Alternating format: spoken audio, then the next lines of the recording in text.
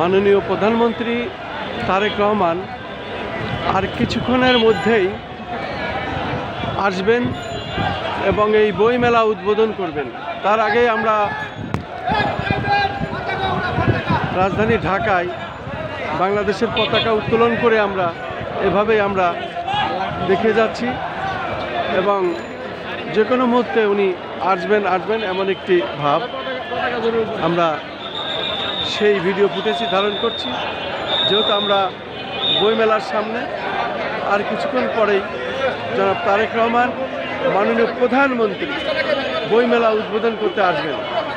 আমরা সেই ফুটেজই ধারণ করছি এবং সেটা আমরা দেখে যাচ্ছি।